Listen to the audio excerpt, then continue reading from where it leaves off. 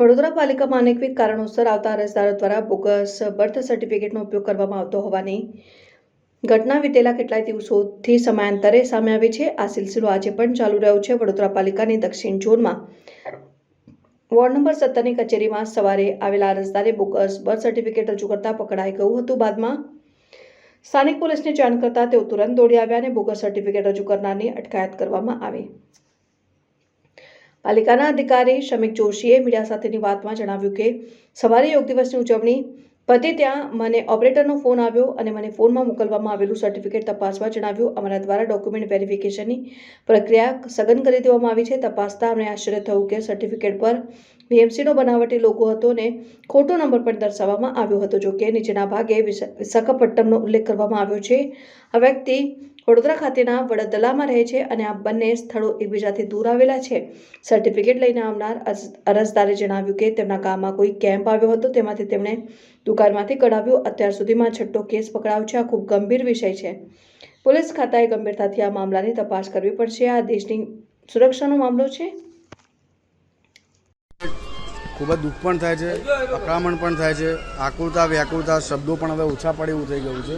આ ખૂબ જ ગંભીર બાબત છે। દિવસે દિવસ આ વિષયની ગંભીરતા વધતી જાય છે, કારણ કે એક હદ એવી થાય છે કે અહીંયા વડોદરા કોર્પોરેશનનો સિમ્બોલ મારવામાં આવ્યો છે, વડોદરા મ્યુનિસિપલ કોર્પોરેશન કૌંસમાં વીએમસી લખવામાં આવ્યું છે, ગવર્મેન્ટ ઓફ ગુજરાત તરીકે લખવામાં આવ્યું છે, ત્યારબાદ હદથી લખવામાં આવ્યું છે। 2021નું છે, 2020 પછી QR કોડ કમ્પલસરી છે, એટલે QR કોડ પણ નથી।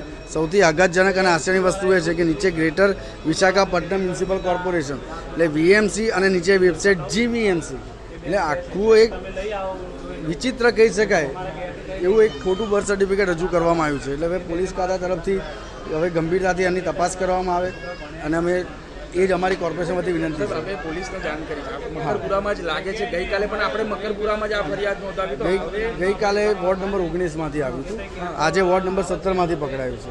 હવે મને એક વાતનો આનંદ પણ છે કે અમે ઓપરેટર જે 3 લેયર જે ચેકિંગની સિસ્ટમ અમે જે સેટ કરી છે એ 3 લેયરના હિસાબે જ આ પકડાયું છે। તો દરેક માનો છે કે આવા પ્રકારના અનેક હશે તો હોય છે કે પોલીસ ખાતે હવે તો ગંભીરતાથી લેવું જ પડશે, કારણ કે ખાલી નાનું અમથું ઇન્ટ્રોગેશન કરીને છોડી દેવામાં આવશે તો વસ્તુ બહુ જ ગંભીર છે। અમે અમારા honourable deputy commissioner Shri Rajput સાહેબને વાત કરી તો અમે તરત જ ફરિયાદ દાખલ કરી દો અને હવે કોર્પોરેશન વતી અમારી એક નમ્ર વિનંતી છે કે પ્લીઝ આપ હવે આને ગંભીરતાથી લો આ વિષયને, કારણ કે આ ખૂબ જ સ્ફોટક વિષય થઈ રહ્યો છે। હવે સાહેબ આપણે વાત કરીએ તો આપણી કામગીરી અને હવે ફરિયાદ પણ આપે છો તો કોર્ટ કાર્યવાહી પછી કામગીરીમાં મારી કામગીરીમાં કોઈ અસર નહીં થાય। કામગીરી 10 ગણાની 10,000 ગણા વ્યક્તિ કામ કરીશ, કારણ કે મારા માટે દેશ પહેલો છે। હું દેશનો નાગરિક પહેલાં છું, અધિકારી પછી છું, અને અધિકારી છું તો દેશની સેવા માટે જ છું। હું કોઈ અંગત સ્વાર્થ માટે નોકરી કરનારો વ્યક્તિ નથી। Thank you.